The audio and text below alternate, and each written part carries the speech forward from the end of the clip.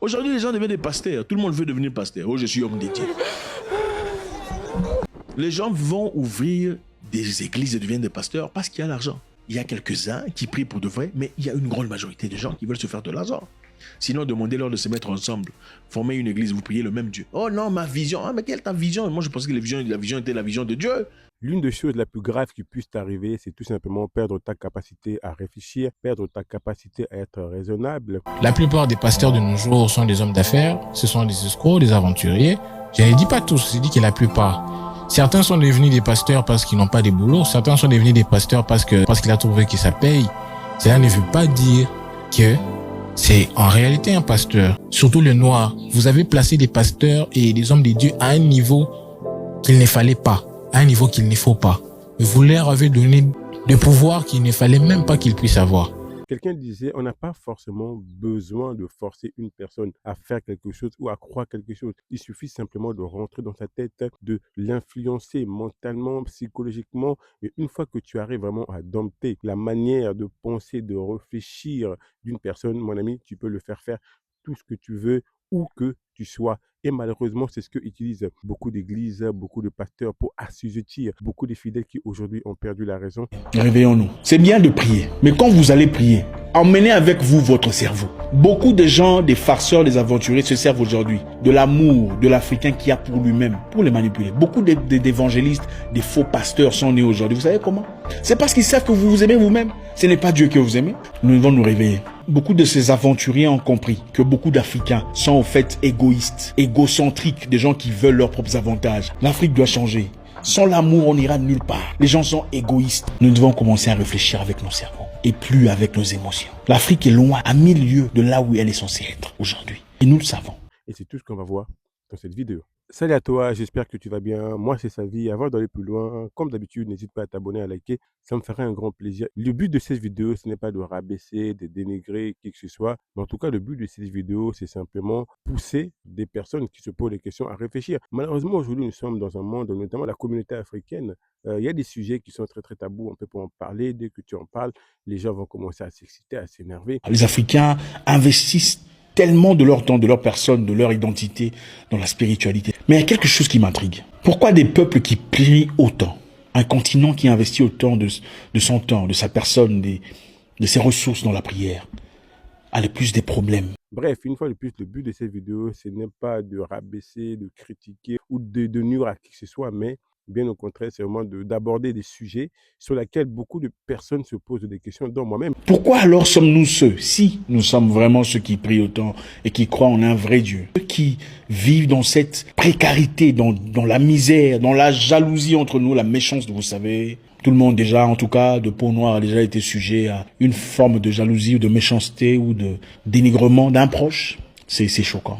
Et tout le monde parle de Dieu, hein. Aujourd'hui, tout le monde parle de Dieu. Ah, Dieu a fait ceci pour moi. Dieu a fait cela pour moi. Dieu m'a parlé. Et ça me dépasse. Comment sommes-nous incapables de travailler ensemble, d'avancer, de progresser, pendant que nous avons un Dieu, en tout cas, apparemment, un Dieu qui nous aime, un Dieu, nous prions, les gens vivent dans la misère, la précarité, les difficultés. Voilà, le but, c'est de te pousser à réfléchir. Si tu es dans un état d'esprit, de manque d'ouverture d'esprit, mon ami, cette vidéo n'est pas pour toi. En tout cas, le but, une fois de plus, c'est de pousser les gens qui ont des grands esprits à réfléchir. Les Africains, généralement, ne prient pas parce qu'ils aiment Dieu. Les Africains, généralement, prient parce qu'ils s'aiment eux-mêmes. Les Africains, généralement, ne prient pas parce qu'ils aiment Dieu. L'Africain, généralement, prie parce qu'il espère avoir une opportunité à travers Dieu.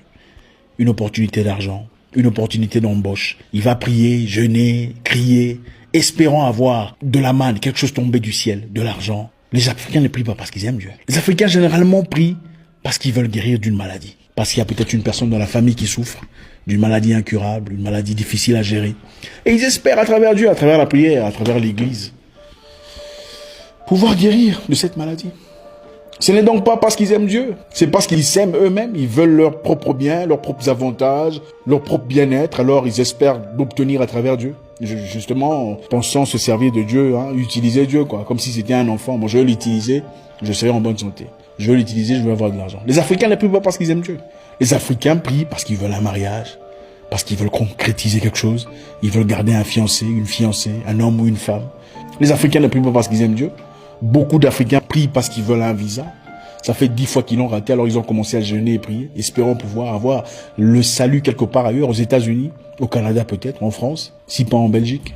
Voilà pourquoi vous verrez beaucoup de personnes méchants, jaloux, irrévérencieux, malgré les prières qui sont semblées prononcées, malgré leur congrégation, malgré leurs appartenances prétendues spirituelles.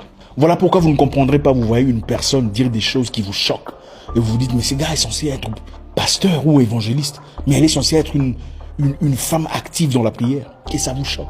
Ce n'est pas parce qu'ils aiment véritablement Dieu, c'est parce qu'ils s'aiment eux-mêmes et veulent avoir leurs propres avantages à travers Dieu. Voilà pourquoi on voit ces choses. Bon, les gars, vous savez, comme je disais encore une fois de plus, l'une des choses la plus graves qu'on constate aujourd'hui, notamment voilà, dans les églises et chez les pasteurs, entre guillemets, influenceurs, c'est vraiment, ils ont réussi en tout cas à dompter, à assujettir et à influencer les gens, notamment leur manière de penser, leur manière de réfléchir. Tout simplement, aujourd'hui, quand vous regardez le comportement, l'attitude des gens vis-à-vis de ces pasteurs influenceurs, c'est assez choquant. Aujourd'hui, ces mêmes personnes, hein, entre guillemets, c'est ces fidèles, d'autres l'appellent des moutons, quand vous regardez leur comportement, leur manière de s'adresser auprès de leur pasteur, de défendre leur pasteur, vous vous posez la question, est-ce que c'est vraiment à Dieu que vous croyez ou c'est vraiment à votre pasteur? En tout cas, ça nous pousse à nous poser des questions. Vous n'avez tellement pas confiance en vous que vous pensez qu'il faut nécessairement qu'une personne prie pour vous pour que votre prière puisse être acceptée. Les pasteurs prennent soin uniquement des fidèles qui donnent de l'argent à l'église. Qu'est-ce qui te dit que la prière d'une autre personne a beaucoup plus de valeur que ta propre prière que tu adresses à Dieu? Pourquoi vous pensez que c'est parce qu'un pasteur a prié pour toi qu'effectivement ta prière est arrivée à la destination? Qu'est-ce qui te dit que ces pasteurs-là, c'est une bonne personne? Qu'est-ce qui te rassure à 100% que c'est vraiment un homme de Dieu? Beaucoup de gens aujourd'hui sont assidus, que ce soit dans la dîme, même si aujourd'hui beaucoup de gens remettent cette dîme en question, ou les offrandes chaque mois. Mais quand vous regardez dans leur propre vie, ils n'ont jamais pu soit passer des vraies vacances avec leurs enfants, c'est-à-dire partir en vacances, passer un bon moment avec eux. Ils n'ont jamais pu, je ne sais pas, investir dans quelque chose. Beaucoup de gens aujourd'hui, notamment ces fidèles hein, dont je parle, ils sont dans des pays sous-développés où il n'y a pas d'argent, où le peu d'argent qu'ils ont, ils vont tout donner à l'église. Entre guillemets, en fait, on a réussi à leur faire croire que vous donnez votre argent à Dieu. Mon ami, non.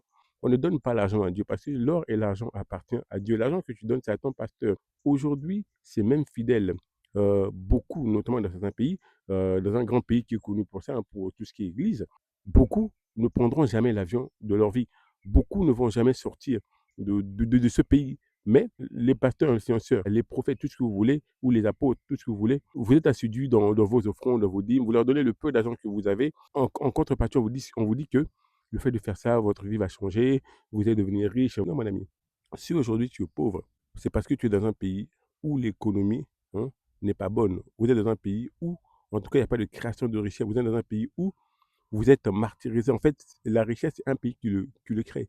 Dieu ne te rendra jamais riche. Dieu t'aide à devenir riche grâce à des systèmes, à des moyens, à des vases que tu vas lui présenter.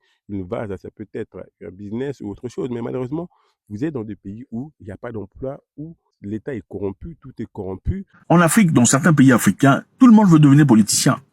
Prenons République démocratiste du Congo. La majorité des jeunes veulent devenir politiciens. Jetez un coup d'œil sur X ou Twitter. Non, on préfère dire Twitter. La majorité des jeunes font des commentaires politiques. C'est seulement la politique. On ne parle que de politique. La grande majorité de personnes, au lieu de vouloir se créer une carrière ailleurs, dans l'ingénierie, dans autre chose, ils ne veulent pas faire ça parce qu'ils ont compris que l'une des seuls moyens sûrs de se faire de l'argent en RDC, c'est la politique ou devenir pasteur. Pour se faire de l'argent rapidement, surtout depuis Kinshasa, c'est la politique ou devenir pasteur, l'église. Alors, combien de pasteurs vous aurez? Beaucoup de pasteurs. Autant il y en a ceux qui sont là pour des bonnes raisons, il y aura manifestement des personnes qui sont là pour les intérêts financiers. De même pour la politique. Autant il y en aura, en tout cas très peu qui sont là pour des bonnes raisons. La grande majorité sont là parce qu'il y a des facilitations, il y a de l'argent qu'on donne à gogo, il y a des avantages, il y a des gens qui viennent à peine le lendemain, bah voilà, on construit des immeubles. Où les gens, en tout cas, pensent à leur nombril. Donc voilà pourquoi vous êtes pauvre. Donc, le fait simplement d'accepter, de croire que le fait de donner le peu d'argent que tu as à ton pasteur te rendra riche, montre que tu as perdu la raison, montre que tu n'es plus dans la rationalité, montre que, entre guillemets, pasteur qui te dit ça est malhonnête. Il devrait plutôt t'instruire, te dire de te rébeller, en tout cas faire en sorte que le pays change. Parce qu'en fait, le problème, s'il y a la pauvreté, la misère, c'est le pays là où tu es en fait. C'est ça le gros problème. En même temps, le peu d'argent que tu donnes à ton pasteur, lui, ça ne le dérange pas. Il peut voyager, il peut bouger, il peut aller un peu partout. Je le vois souvent quand tu voyages en business class, tandis que toi, dans ta vie, tu ne prendras peut-être jamais l'avion, surtout quand tu es dans des pays, il y a certains pays, notamment en Afrique centrale, beaucoup ne prendront jamais l'avion, mais le peu d'argent que tu as, tu le donnes à ton pasteur qui lui s'enrichit. C'est lui le manière qui montre que tu as perdu la raison. Beaucoup de gens aujourd'hui sont prêts à rejeter leur famille, leurs enfants, leur père, leur mère, leur grand-mère, parce que le soi-disant pasteur t'a dit que c'est pas une bonne personne. Aujourd'hui, l'Africain est devenu l'ennemi numéro un de son frère. Mais à son côté, il prend Dieu. Dieu est à mon côté pour combattre ton frère. Dieu est à mon côté pour tuer ton frère. Dieu est à mon côté pour vendre tes frères. Donc le Dieu là, c'est le Dieu qui t'appartient seulement à toi. Ce n'est pas le Dieu des autres. Même parmi nos politiques aujourd'hui, les gens sont incapables de dénoncer ce qui est mauvais. Des gens qui prient sont dans la corruption, dans les mensonges. Les gens qui prient sont corrompus. Les gens qui prient font des choses abominables. Qui a créé ces autres personnes qui sont autour de vous? Qui a créé vos cousines, vos cousins que vous avez rejetés au nom d'une certaine sorcellerie? C'est incroyable. En fait, ça montre à quel point beaucoup de croyants perdent la raison. Aujourd'hui, quand même, comme disait Martin Luther King, en fait, une organisation qui n'est pas capable de répondre à des questions concrètes dans le pays là où il habite, il n'a pas raison d'hésiter. Et quand vous regardez aujourd'hui, les vraies questions de nos sociétés, ces soi-disant églises ne répondent pas à ces questions-là. D'ailleurs, une fois de plus, vous verrez, la plupart des gens qui vont commenter, qui vont apporter des commentaires non constructifs sous cette vidéo, ça sera ces soi-disant fidèles, qui malheureusement, beaucoup sont des victimes. Entre parenthèses, beaucoup de ces organisations religieuses, en tout cas, ils ont fait face à la justice, ils ont fait face à beaucoup d'enquêtes pour des crimes sectaires. Comme les chrétiens de Béret faisaient, ils partaient, ils réalisaient les Écritures. Et c'est ce qui est dommage aujourd'hui, de voir vraiment que les fidèles idolâtrent les pasteurs influenceurs. Mais malheureusement, vous n'allez jamais les comprendre parce que vous avez déjà été aveuglés. On vous a déjà rendu faible d'esprit, faible d'âme, faible de corps. Arrêtez de croire que tout pasteur est un pasteur. Certains ne sont pas des pasteurs, c'est juste des hommes d'affaires. Et quand on essaye de vous avertir, vous prenez les autres comme des personnes qui sont jalouses. Tu jalouses mon pasteur, tu jalouses mon homme de Dieu. Le mot mon pasteur, ça vient d'abord. Et aujourd'hui, je ne veux pas mâcher mes mots, une fois de plus, on est vraiment là pour échanger, pour réfléchir sur des sujets. Aujourd'hui, quand on regarde dans nos pays, notamment la plupart de ces influenceurs pasteurs viennent des pays pauvres, des pays sous-développés, mais ils ont quand même réussi à faire croire aux gens qu'il faut construire une grosse église, un gros bâtiment pour Dieu. Mais Dieu n'a pas besoin d'un gros bâtiment. Quand tu viens d'un pays qui est pauvre, qui souffre, ton objectif, c'est de pousser tes fidèles à réfléchir et à s'unir ensemble pour construire soit des hôpitaux, des routes, à créer des conditions de vie agréables. Oui, ils vous disent que c'est ces hommes de Dieu. Non, c'est pas grave tout ça. Jésus revient bientôt, Dieu revient bientôt, mais ça ne leur empêche pas, eux, d'avoir des conditions de vie qui sont quand même dignes. Ils ont des maisons, ils voyagent en business class, first class, n'importe comment, mais toi, vraiment, le but, encore une fois de plus, c'est de te pousser à réfléchir. Je ne suis pas dans la critique, on se pose de vraies questions. Aujourd'hui, on doit voir des églises qui s'unissent, qui mettent en place des projets d'hôpitaux, des projets, des écoles, vraiment, en fait, s'impliquer dans la société. N'est pas seulement pousser les fidèles à avoir la tête et les pieds au ciel, tandis qu'eux-mêmes, ils ont les pieds sur terre, la tête au ciel. Aujourd'hui, l'Église a pris une dimension du capitalisme. Ils ont un système capitalisme qui n'est plus j'en suis convaincu vraiment de servir Dieu, mais qui est de s'agrandir, qui est vraiment d'avoir la grosse église, qui est dans le matériel, qui est vraiment... C'est ça le capitalisme. Le but du capitalisme, c'est vraiment posséder des choses, s'enrichir toujours plus, toujours plus. On s'en fout en fait de la qualité. Le but, moi, c'est toujours plus d'argent. Et aujourd'hui, l'église est rentrée dans cette dimension. On veut toujours plus d'églises, plus de grosses églises, tandis que la plupart des fidèles souffrent. La plupart des fidèles, en réalité, ils sont sous influence, ils sont comme des moutons. Quand tu regardes autour d'eux, beaucoup ne manifestent pas l'amour autour d'eux, beaucoup ne se préoccupent même pas de la santé mentale de leurs enfants. Qui a créé ces autres personnes qui sont autour de vous? Qui a créé vos cousines, vos cousins que vous avez rejetés au nom d'une certaine sorcellerie? C'est incroyable. Pourquoi les enfants sorciers sont seulement en Afrique? Donc le Satan, le diable a oublié l'Europe. Les enfants sorciers ne les a pas mis en Europe. Il a dit, bon, comme je hais l'Afrique, je veux mettre les enfants sorciers seulement en Afrique. Les frères et les cousins sorciers sont seulement en Afrique. Ils ne sont pas en Europe, aux États-Unis. Ils ne se préoccupent même pas de leur famille. Ils sont assidus dans la dîme, dans les offrandes, tout ce que vous voulez. Mais quand vous regardez, leur pays est dans un état catastrophique. Quand vous regardez d'où ils viennent, leur village, même leur propre famille, ne sont pas dans des conditions dignes, ne vivent pas dans des bonnes conditions. Mais ces personnes sont assidues dans la dîme, dans tout ce que vous voulez. Et beaucoup de fidèles sont dans cette situation. Ils préfèrent être assidus dans tout ce que tu veux, offrande, dîme, être impliqués en espérant que Dieu change, transforme leur vie. En tout cas, ce que les pasteurs influenceurs leur ont fait croire. Et c'est une triste réalité aujourd'hui, mon ami. La seule manière de devenir, en tout cas d'améliorer ta vie, c'est de mettre en place des actions concrètes. C'est d'écouter les gens qui ont déjà réussi. Parce qu'aujourd'hui, ton pasteur, pour qu'il améliore sa situation financière, il vous demande à vous de cotiser. Il vous demande à vous de l'argent. C'est grâce à vos dîmes. Et ce n'est pas la magie, mon ami. Quand toi, tu tombes malade, il te dit, il faut prier. Il t'impose les mains, il prie et c'est tout, sans te donner quoi que ce soit. Mais quand lui tombe malade ou ses enfants tombent malades, ce sont les premiers à voyager. Eux voyagent pour aller se faire soigner. Mais toi, quand tu tombes malade, on te dit qu'il faut prier. Pourquoi eux ne se limitent pas à la prière? Aujourd'hui, encore une fois de plus, sur la question, qu'est-ce que tu penses de cela? Pourquoi aujourd'hui les églises ne sont pas impliquées dans la société où nous sommes? Plus j'ai l'impression les gens vont à l'église, plus ils sont de plus en plus méchants, plus ils sont de plus en plus déconnectés. Ils ont oublié ce que la parole dit. Et quand on essaie de parler de ces choses, ils vont dire que tout est vanité de vanité, mon ami. Tout est vanité de vanité, mais regarde ton pasteur, lui. Ça n'empêche pas d'enjoy. Il te dit que Jésus revient bientôt. Même un grand pasteur qu'on connaît aujourd'hui, hein, que la plupart des gens suivent idolâtres. Pendant qu'il prêchait et l'amour à tout le monde, en même temps, il était en guerre avec un autre pasteur. Vous voyez ça? Il va dire oui, c'est un homme. Ouais, mais Dieu dit quand tu aspires à parler de lui, à prêcher, tu dois être irréprochable. Beaucoup de gens aujourd'hui renient, rejettent leur famille à cause de leur pasteur, à cause de leur église. Alors que Dieu dit si quelqu'un n'est pas capable de prendre soin de sa famille, tu es pire qu'un infidèle. La même Bible dit que l'amour, c'est la plus grande des choses. Mais beaucoup de gens, pour l'image de soi, pour bien paraître devant l'église, le pasteur, sont prêts à faire des atrocités. Voilà les vraies questions.